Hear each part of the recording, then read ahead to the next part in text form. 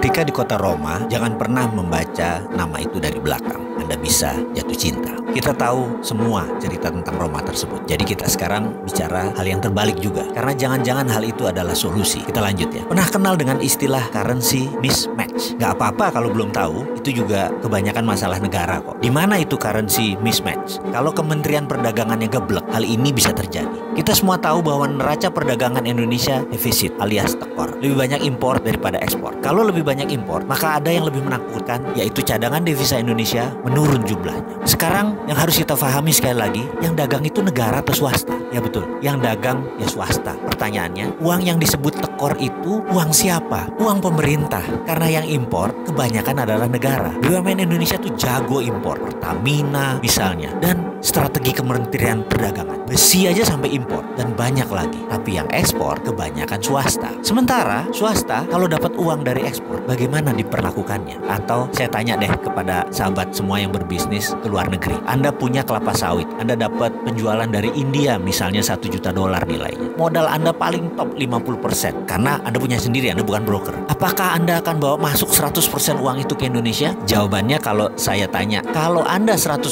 warga negara Indonesia, kemungkinan 100% uangnya ke Indonesia. Tapi kalau Anda investor asing, maka Anda hanya memasukkan OPEX-nya saja atau Operation Expenditure, ya paling 50%-nya saja yang masuk ke Indonesia karena memang itu kebutuhannya untuk membayar operasional. Sementara untuk menyicil CAPEX atau Capital Expenditure, modal investasi yang dari luar tadi ya berada di luar tadi. Itulah mengapa saya mengatakan janganlah menawarkan foreign direct investment ke Indonesia tanpa pilih-pilih. Harus dipilih investasi yang akan mendatangkan dolar atau ekspor. Jangan investasi yang dipakai untuk kebutuhan dalam negeri yang 100% tekor pembukuan kita. Contoh, investasi jembatan pakai dolar, lalu pendapatannya pakai rupiah dari tol ketika kita menggunakan jembatan tersebut dan membayar tol tersebut. Begitu kewajiban membayar hutang tadi, kan kita pinjamnya pakai dolar, ya bayarnya pakai dolar, dipindahkanlah rupiah tadi ke dolar. Sementara negaranya kebanyakan impor, alias dolar tadi yang masuk ditukar ke rupiah untuk impor, dan juga sekarang dolarnya untuk ngebalikin bangun jembatan tadi. Ya habis dolarnya. Pas perlu dolar, dolarnya langka, ya rupiahnya jadi melemah. Kapan rupiah bisa menguat kalau kayak begitu? Tahun 2020 bisa saja rupiah jadi 15.000. Bayangkan tahun 2014 rupiah itu 12.500-an. Sekarang dolarnya 14.300 di tahun 2019. Dan ada lagi sebenarnya yang lebih parah. Pas bangun jembatan tadi nggak ada dolarnya, malah 100% barangnya buatan negara lain yang ditaruh di Indonesia plek langsung jadi, dan rakyat hanya suruh keplok-keplok pas peresmian. Begitu dipakai, kita mulai nyicil pakai rupiah kita membeli dolar tadi. Top dah kalau gitu, lebih tekor kita. Makanya kata tekor itu fakta. Ke depan bagaimana? Kita baca terbalik kata tekor tadi, T-E-K-O-R tadi, dengan membacanya R-O-K-E-T,